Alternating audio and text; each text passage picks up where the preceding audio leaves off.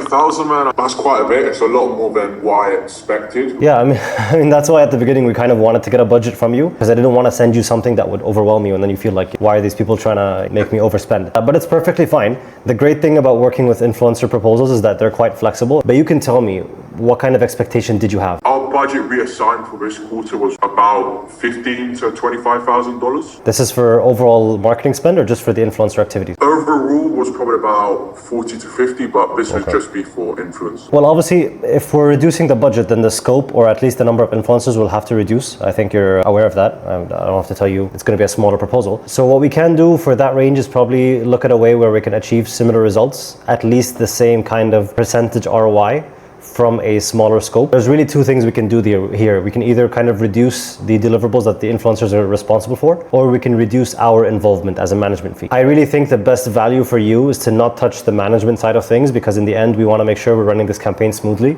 if I want to ensure good results. So if you're okay with kind of reducing the scope of what influencers we work with, if you can work with smaller influencers or less pieces of content going out, we can try doing that as a start. What do you think? If you can obviously still bring an ROI, but with a lower budget, I understand we'll do less. I think that's something we could look further into and definitely something we can consider. Again, just keeping in mind here that just by nature of investing, the more you invest, the more potential ROI you have to make, right? So if we're investing less, we're probably going to be making less. We're just going to try to achieve the same percentage ROI. Instead of investing $10 and getting $20, you're going to be investing $5 and getting $10. You're making 5 instead of 10 in profit, but you're still making a profit. It's a proof of concept. And then further down the line, once you feel like you have more to spend on these kind of campaigns, we can then scale it up whenever you're ready. Is that fair? Okay, let's do that, man. Let's do it.